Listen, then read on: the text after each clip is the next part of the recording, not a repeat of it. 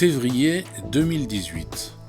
Dans le cadre de l'événement culturel Paysage porté par le département de l'Isère, le CAUE organise Paysage sur écoute, une série de parcours en chars sonorisés par le compositeur Henri Torgue. Cette immersion sonore dans des décors du quotidien est une invitation à les redécouvrir en mobilisant tous ses sens.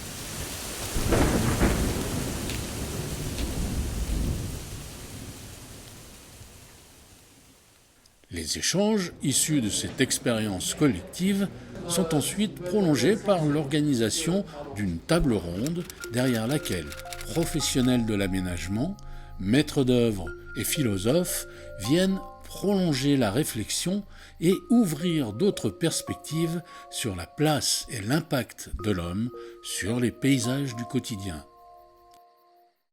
Morceau choisi. Et ça, c'est historique. C'est-à-dire que dès les premiers hommes, on était en train d'essayer de trouver des lieux de passage pour pouvoir se déplacer et puis traverser ce paysage-là. On a aussi créé, alors là c'est beaucoup plus technique, mais des infrastructures vertigineuses, les gorges de la Bourne. C'est un challenge permanent et qui elle-même fait partie, à mon sens, du paysage. C'est-à-dire qu'on n'est plus que sur une infrastructure qui permet de traverser ou de vivre le paysage, mais on est aussi sur une infrastructure qui est le paysage en lui-même quand on le voit de l'extérieur. Il y a parfois des routes qui sont beaucoup plus belles quand on les voit d'une autre route. Je pense notamment à toutes les routes qui sont sur les crêtes de massif qu'on voit depuis la plaine et qui peuvent être magnifiques de ce point de vue-là. Cette infrastructure habille aussi le paysage, parce que moi, ce que j'ai vu aussi ce matin à travers notre voyage en bus, c'est les différentes aires de la technique qui a un petit peu évolué, parce que dans la technique routière, ça évolue finalement très peu. On avait les Romains qui ont inventé beaucoup de choses avec des pierres, et jusqu'au 19e siècle, avec l'émergence du métal, il n'y avait pas eu d'évolution majeure, on va dire, dans la technologie. En revanche, dans nos paysages, à partir du 19e, on a l'avènement du fer, donc des ponts notamment, qui structurent le paysage. On a au début du 20e du béton. Et là, je crois que le voyage en bus ce matin a permis de l'illustrer. Et dans la deuxième partie du XXe siècle, l'enrobé. Voilà, l'utilisation du pétrole qui permet de faire des chaussées qui sont extrêmement résistantes, plastiques. Et ça aussi, c'est notre paysage qui est devenu un petit peu notre quotidien. À travers ces différents modes de déplacement, on a une vision radicalement différente du paysage. On a, je pense, tous pris l'avion. La vision que nous avons du paysage isérois depuis un avion est complètement différente de celle qu'on a en voiture ou à pied. Celle que j'ai en vélo est radicalement différente de celle que j'ai eue ce matin dans un bus, où je suis assis beaucoup plus haut et où je perçois beaucoup plus de choses.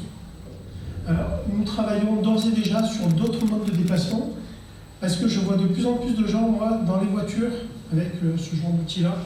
On va prendre, sinon c'est celui-là, qui est parfois sur le siège à côté. Et le paysage, peut-être qu'on le voit aussi à travers ça. Je pense qu'on remarque tous que dans nos voitures, les écrans ils grossissent de plus en plus. Et est-ce que le paysage n'est pas aussi celui de mon GPS, avec une représentation des choses de ce point de vue-là? Donc, est-ce qu'on est concentré là-dessus? Voilà. Et on va vers un phénomène qui est, je pense, qui commence à être de plus en plus abordable. Hein. C'est bientôt, on aura peut-être des voitures autonomes. C'est déjà faire des cars qui sont autonomes. Donc, comment on va utiliser nos yeux? Est-ce que ça va être du temps de gagner pour justement redécouvrir le paysage qu'on voit de moins en moins en voiture ou en car? Ou alors, est-ce que ça va être du temps en plus pour voir le paysage peut-être à travers un autre mode qu'à travers la fenêtre de la voiture? Tout va très vite. Non. Est-ce que c'est moi qui bouge? Est-ce que c'est le paysage qui bouge? Est-ce que c'est la commande qui bouge? Est-ce que c'est le regard des gens qui bougent? Cette espèce de paysage Kleenex qu'on est en train de fabriquer, cette espèce de face au paysage. Voilà. Un jour c'est ça, le lendemain c'est autre chose. Je copie par rapport à ce que j'ai vu ailleurs, je pose là. Si ça dure 2 ans, tant mieux. Si ça dure 3 ans, tant mieux. Si ça dure 20 ans, tant mieux. On ne sait pas trop. Et cette espèce de...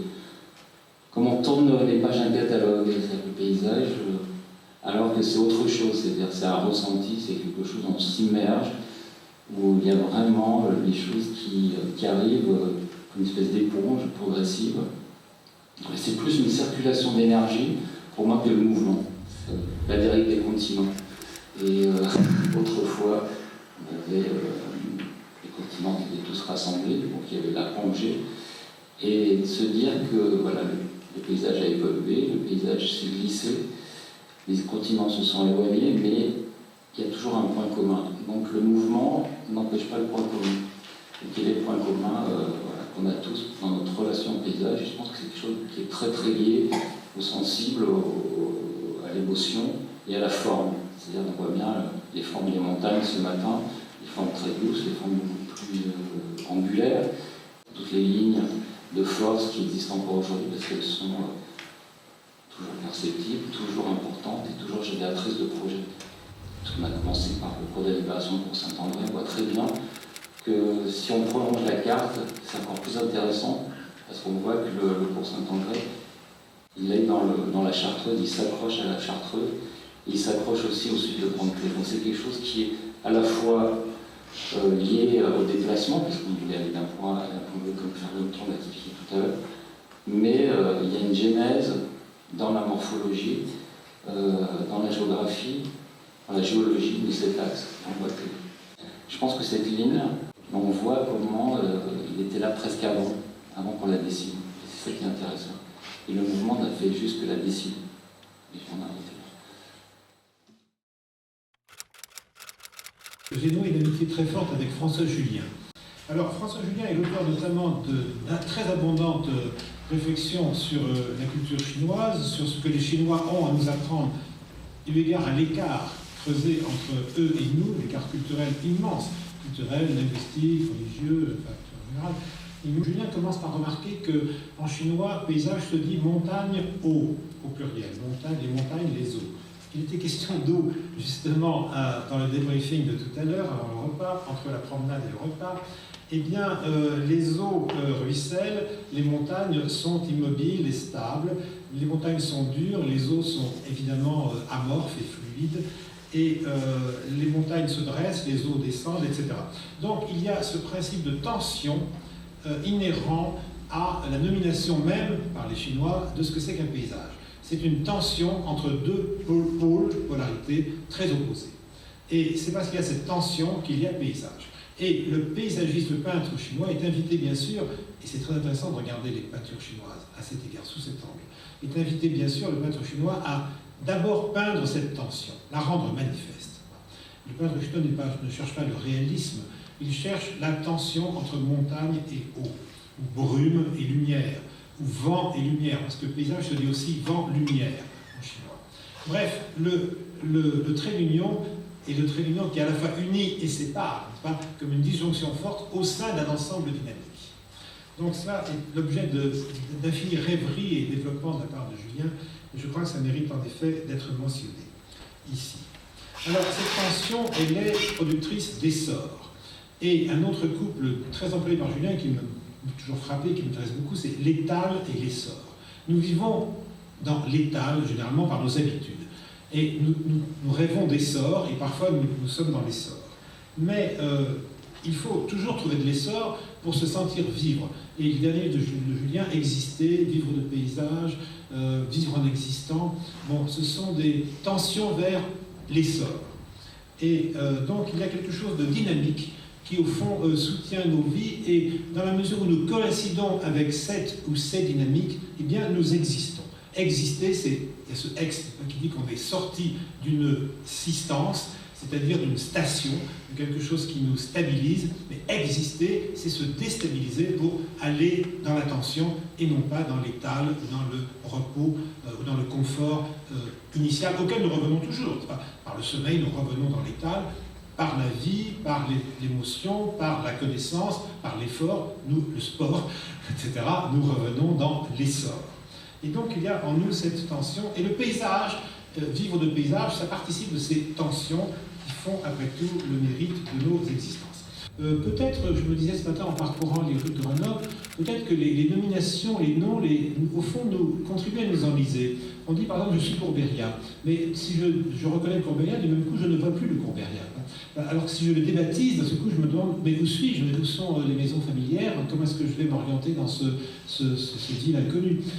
Au fond, on a tous des réseaux de reconnaissance qui sont des réseaux de décapitation du sens ou du sensible, et par lesquels nous circulons somnambuliquement sans percevoir les façades, le décor, les objets qui nous entourent. Et donc, il y aurait toute une réflexion à avoir sur les mots. Alors, un paysage, par exemple, décapite très bien les mots. Alors, dans un paysage, on s'amuse à reconnaître, bien sûr, telle crête, bras de farine, les trois pucelles, bon, que sais-je. Mais en même temps, le paysage se passe très bien de cette imposition de noms propres qu'on lui donne. Il décapite l'effort de connaître. À vrai dire, dans le paysage, on est au-delà du connaissance. On n'en est pas dans l'acte de connaissance, on n'est pas dans l'acte de nomination. Et peut-être que décapiter les mots permet de retrouver une certaine fraîcheur première ou primaire sur le couple du premier et du primaire. Les psychanalystes auraient beaucoup à dire, et je m'arrête là.